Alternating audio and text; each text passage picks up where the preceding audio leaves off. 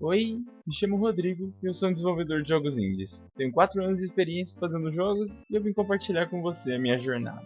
Criar jogos foi algo que sempre me marcou, desde a infância, adolescência, até mesmo hoje em dia. Esse interesse meu de criar jogos, eu diria que foi começando bem devagarinho para chegar no que eu sou hoje. Desde criança eu gostava de criar histórias com meus brinquedos, imaginar um personagem, aquele que ia ser o herói, outro personagem que ia ser um vilão, que nisso eu formava alguma aventura na minha cabeça e brincava. E lá para minha adolescência, quando eu jogava Minecraft, eu criava mapas de aventura, onde o jogador tinha que passar por uma série de fases em mundos que eu tinha que construir para que as pessoas pudessem completar elas para derrotar um vilão. E isso foi me incentivando a continuar nesse sonho. Tanto até que meus amigos me elogiavam sempre, falando que gostavam das minhas criações, gostavam disso, gostavam daquilo. Isso foi uma coisa que me marcou bastante e foi uma coisa que eu levei para minha vida. Eu vou mostrar agora um jogo que eu estou desenvolvendo desde a faculdade. E ele vai estar aparecendo aí na tela. Primeiro eu vou mostrar a versão antiga dele. Essa é a versão mais antiga que eu tenho. Não é a primeira, mas é a versão que eu acredito que dá para exemplificar bem o que eu quero dizer. Como vocês podem ver, era bem simples. Isso que vocês estão vendo é como se fosse escrever um livro. Você não vai sair escrevendo um livro inteiro do dia para noite. E é assim que é um processo para criar um jogo. Não é rápido, é um processo demorado. Mas é claro, depende do escopo do seu jogo, depende do tamanho que você quer que ele seja. Se você quer que ele seja um jogo que tenha começo, meio e fim, com história, muitas fases, desenvolvimento, entre muitas outras coisas. Agora, por exemplo, um jogo simples de xadrez não seria tão demorado de fazer. Isso é só um exemplo apenas. Mas essa é a primeira versão do jogo e vocês podem ver que não tem muita coisa, não tem tanto apelo visual, essas coisas. É uma primeira versão que eu fiz para apresentar para um professor. E é assim que ele era. Incontáveis bugs, problemas, mas com tempo e muita dedicação eu fui melhorando cada vez mais. E hoje em dia o meu jogo já está assim, muito melhor que a versão antiga. E isso foi com tempo e dedicação.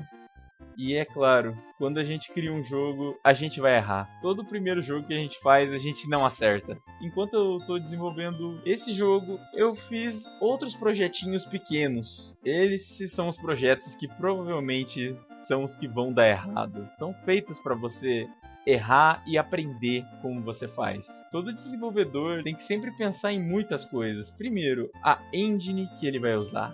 A engine é o motor é o motor que a gente usa para desenvolver o jogo. É nele que é criado tudo que a gente vê nos jogos: a música, as artes, as fases incríveis, o cenário ao redor, os personagens. Depois de um desenvolvedor escolher a sua game engine, a gente vai para o processo que o desenvolvedor tem que pensar como o jogo vai funcionar, o que ele quer criar. Por exemplo, eu quero criar um jogo da memória, ou eu quero criar um jogo de tabuleiro, ou um jogo mundo aberto onde você vai poder fazer isso e aquilo. Essa é a parte que você provavelmente vai ficar um tempo para decidir o que você quer fazer. Porque você tem que pensar na proposta que você quer entregar e, é claro, acima de tudo, entreter a pessoa. Depois de escolher a ideia, a gente vai para a parte do desenvolvimento. Para criar um jogo, você só precisa ser criativo. Tentar transformar uma ideia em algo legal e divertido. Fazer com que a pessoa que vá jogar esboce um sorriso no rosto, que ela se divirta. Simplesmente aconteceu um problema. Quando eu estava desenvolvendo o jogo, simplesmente a engine crashou, travou, eu perdi o projeto uma vez. Então aí eu comecei de novo. E enquanto eu estava desenvolvendo, aconteceu de novo. Isso às vezes é comum de acontecer quando você quer usar uma engine, aí acontece algum problema, por exemplo, ou a engine crasha, ou acontece algum imprevisto, tipo acaba a luz na sua casa, e simplesmente faz você perder o projeto. Uma das coisas que é importante é sempre faça um backup do seu projeto ou salve seu projeto a todo momento. E esse foi um erro que eu cometi. Aí depois, na minha terceira vez, voltei de uma forma mais rápida. Eu queria que o jogo fosse feito de uma maneira mais simples e rápida possível. Como vocês podem ver, esse é o personagem principal, o Rod, ou ROD, como você quiser chamar. Mas olha a primeira versão dele aqui, bem estranho, né?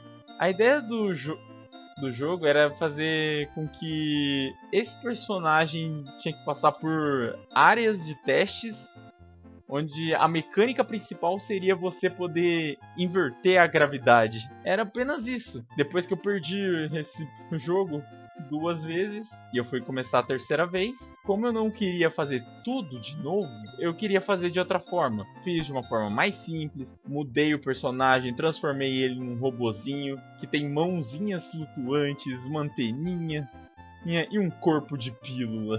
E depois eu comecei a desenvolver como o jogo funcionaria. Ao invés da mecânica de gravidade que eu estava querendo implementar, eu fiz um protótipo bem simples, onde o personagem podia apenas andar e pular. Só isso. E eu criei as fases e um chefe para o jogo. Apenas isso.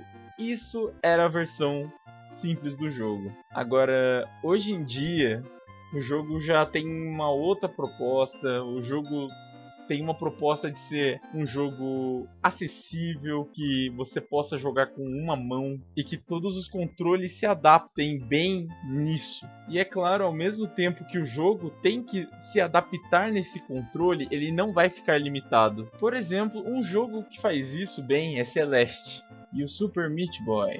Depois que eu desenvolvi bastante o jogo, eu queria fazer uma coisa que é essencial para todo desenvolvedor, que é testar. Não você mesmo testar, mas outras pessoas testarem. Eu mostrei lá na minha faculdade, em um evento, para várias pessoas poderem jogar. E foi nesse evento que eu descobri o quão importante isso é.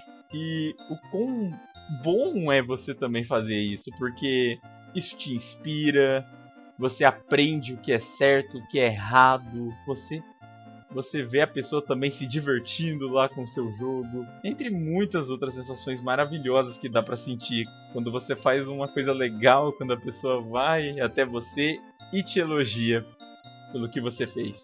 E eu só consegui evoluir porque eu fui praticando, fui treinando e fui melhorando.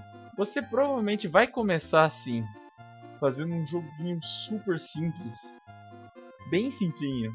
Mas depois que você vai pegando a prática e aprendendo sobre coisas novas, você vai pegando o jeito e você vai indo muito mais longe. Indo talvez desde um jogo simples de apenas pular de plataforma em plataforma, até talvez algum jogo mais avançado com algum sistema de inventário, entre outras coisas.